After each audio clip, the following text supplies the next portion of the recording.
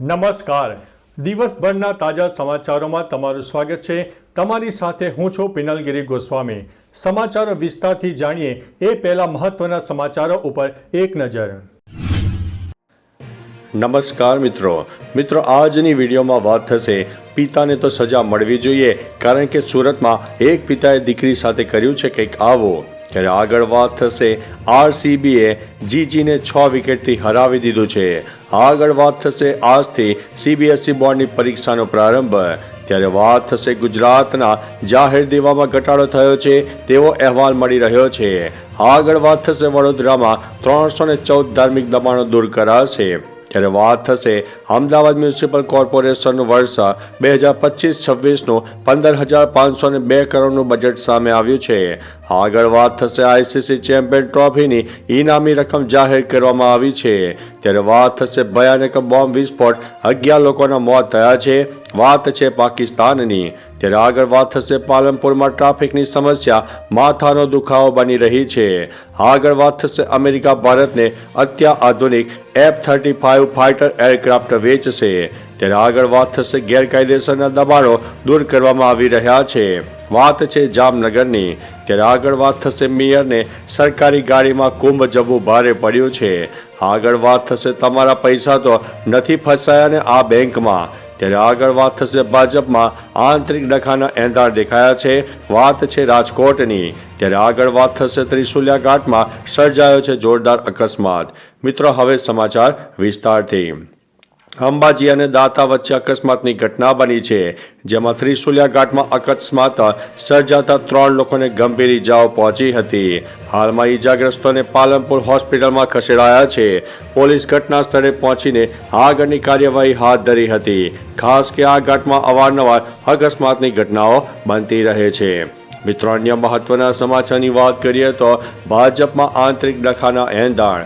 રાજકોટ ભાજપના મેયર નયનાબેન પેટડિયાનું મોટું નિવેદન સામે આવ્યું છે, જેમાં તેમણે કહ્યું છે કે રાજકોટ ટીઆરપી ગેમ ઝોન બાદ મને સતત બદનામ કરવાનો પ્રયાસ થઈ રહ્યો છે. કુંભ મેળામાં સરકારી ગાડીના ઉપયોગને લઈને મુદ્દો બનાવાઈ રહ્યો છે. મહાકુંભમાં મારી પાછળ કોઈએ લોકો મારી પાછળ મોકલ્યા હતા. જણાવ્યું કે ભાજપના જ એક જૂથે તેમની કારનો ફોટો વાયરલ કર્યો હતો. આ સમગ્ર મામલે તેઓ હાઈકમાન્ડને રજૂઆત કરશે. મિત્રો અન્ય મહત્વના સમાચારની વાત કરીએ તો તમારા પૈસા તો નથી ફસાયા ને આ બેંકમાં. રિઝર્વ બેંક ઓફ ઇન્ડિયાએ ન્યૂ ઇન્ડિયા કોઓપરેટિવ બેંક પર 6 મહિના માટે પ્રતિબંધ લાદ્યો છે. આથી ગ્રાહકો મુશ્કેલીમાં મુકાઈ ગયા છે. ગ્રાહકોને તેમના પૈસા ઉપાડવાનું મળી રહ્યું નથી અને બેંક કર્મચારી તરફથી પણ મદદ મળી રહી નથી. બેંકના સમગ્ર વ્યવહારો ખોરવાયા છે. બેંકની બ્રાન્ચ પર લોકોએ ભારે હોબાળો મચાવ્યો હતો. રિંગ રોડ અને વરાછાની બ્રાન્ચ પર ગ્રાહકોના ધરમ ધક્કા ખાવાનો પણ વારો આવ્યો છે. મિત્રો અન્ય મહત્વના સમાચારની વાત કરીએ તો મેયરને સરકારી ગાડીમાં કુંભ જવું ભારે પડ્યું. રાજકોટના મહિલા મેયર સરકારી કારમાં કુંભ મેળામાં ગયા હતા. આ મામલે વિવાદ વધતા રાજકોટ મહાનગરપાલિકાએ કાર્યવાહીની માંગ કરી છે.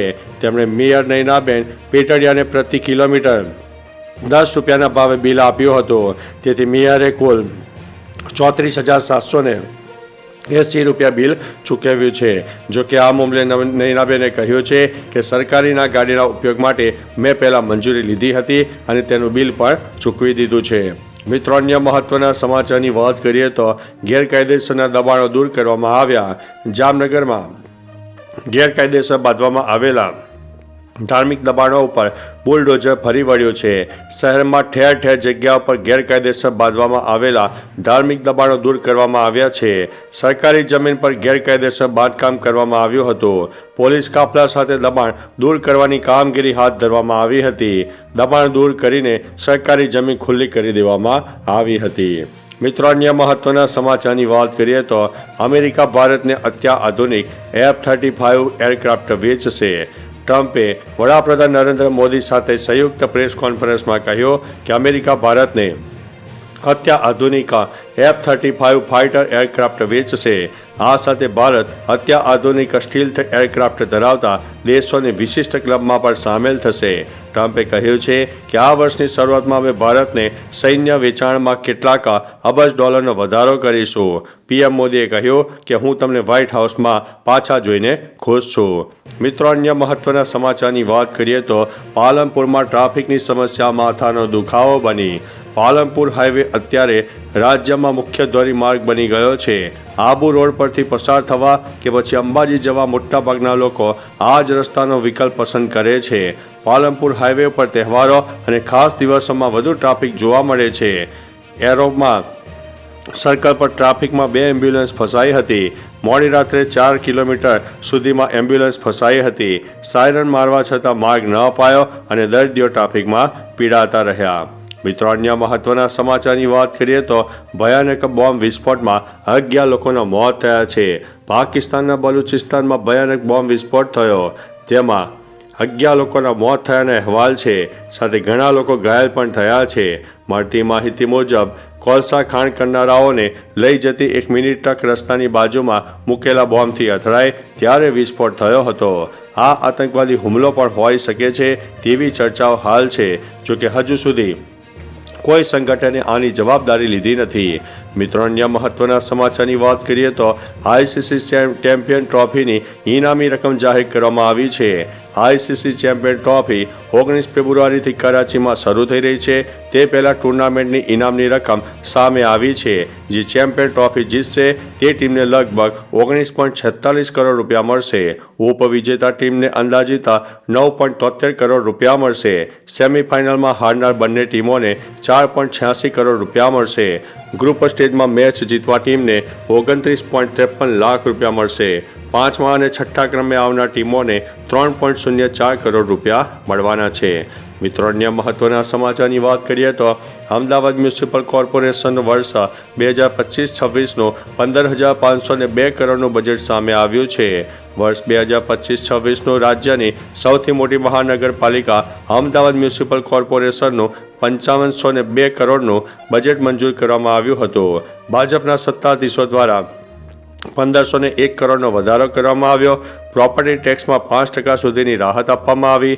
સ્પોર્ટ્સ એક્ટિવિટી ડેવલપ કરવા 20 કરોડનો ખર્ચો કરાશે। યુવાનો માટે સ્ટાર્ટઅપ ફેસ્ટિવલનું પણ આયોજન કરાનારું છે। મિત્રો, અન્ય મહત્વના સમાચારની વાત કરીએ તો વડોદરામાં 314 ધાર્મિક દબાણો દૂર કરાશે। કોર્ટે વડોદરા સહિત તમામ જગ્યાએ સરકારી જમીન પર ધાર્મિક દબાણોની યાદી માંગી છે। આ મામલે હવે વડોદરા મ્યુનિસિપલ કોર્પોરેશને આ યાદી આપી છે। વડોદરા મ્યુનિસિપલ કોર્પોરેશને 393 સ્થળોની યાદી કોર્ટમાં રજૂ કરી।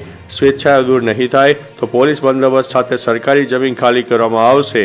કેટલાક સ્થળોએ સ્વૈચ્છિક રીતે ધાર્મિક દબાણો દૂર કરી દેવામાં આવતા હવે માત્ર 314 જેટલા દબાણો દૂર કરવાના બાકી છે। મિત્રો, અન્ય મહત્વના સમાચારની વાત કરીએ તો ગુજરાતના જાહેર દેવામાં ઘટાડો થયો। દેશમાં દરેક રાજ્ય પર કોઈને કોઈ દેવું તો હોય છે જ। આવામાં ગુજરાતના જાહેર દેવામાં ઘટાડો થયો છે, જેમાં જીડીપીના 4.5% જેટલો જાહેર દેવામાં ઘટાડો થયો છે। ભારતના સૌથી મોટા 21 રાજ્યોમાં જાહેર દેવા ઘટાડામાં ગુજરાત પહેલા સ્થાને આવી ગયું છે। NCAR દ્વારા જાહેર થયેલા પેપરમાં આ વિગતો જાહેર કરવામાં આવી છે। મુખ્યમંત્રી ભૂપેન્દ્રભાઈ પટેલે સોશિયલ મીડિયા ઉપર આ બાબત જણાવી હતી। મિત્રો, અન્ય મહત્વના સમાચારની વાત કરીએ તો આજથી CBSE બોર્ડની પરીક્ષાનો આરંભ। 15 ફેબ્રુઆરીથી દેશભરમાં CBSE બોર્ડની પરીક્ષા શરૂ થશે, જેમાં આ વખતે 44 લાખ જેટલા વિદ્યાર્થીઓ પરીક્ષા આપશે। ધોરણ 10 અને 12ના વિદ્યાર્થીઓ તૈયારીમાં વ્યસ્ત છે। આ પરીક્ષા 15 ફેબ્રુઆરીથી 18 માર્ચ અને 2 એપ્રિલ સુધી ચાલશે, જેમાં ગેરરીતિ રોકવા માટે ન્યૂ CCTV પોલિસી લાગુ થશે। 240 પરીક્ષાર્થી વચ્ચે એક CCTV મોનિટરિંગ ઓફિસર ફરજિયાત રખાશે। પરિણામ જાહેર ન થાય ત્યાં સુધી સ્કૂલે રેકોર્ડિંગ કરવાનું રહેશે। મિત્રો, અન્ય મહત્વના સમાચારની વાત કરીએ તો ક્રિકેટ મેચમાં RCBએ GGને 6 વિકેટથી હરાવ્યું છે। વડોદરામાં રમાયેલી WPLની પહેલી મેચમાં ડિફેન્ડિંગ ચેમ્પિયન RCB અને GGને 6 વિકેટથી હરાવ્યું છે। RCBએ જીતમાં એલિસ પેરી 57 રન, રિચા ઘોષ 64 રનનો મુખ્ય ફાળો હતો। એલિસ પેરીએ 57 રનની ઇનિંગમાં 2 છગ્ગા અને 6 ચોગ્ગા માર્યા હતા, જ્યારે રિચાએ 4 છગ્ગા અને 7 ચોગ્ગા માર્યા હતા.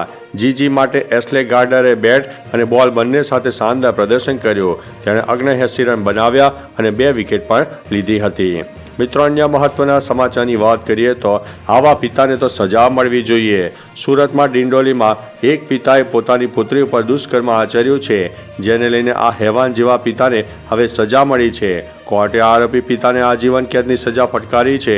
કોર્ટે જણાવ્યું છે કે આ પિતા પુત્રીના સંબંધોને લજવે તેવું કૃત્ય છે. આવા ગંભીર ગુનાને હળવાશથી ન લઈ શકાય. કોર્ટે આ કેસમાં દાખલારૂપ સજા ફટકારી દીધી છે. તો ચાલો મિત્રો, ફરીથી દેશ અને દુનિયાના સુપરફાસ્ટ સમાચાર લઈને મળતા રહીશું. ત્યાં સુધી અમને રજા આપશો. નમસ્તે.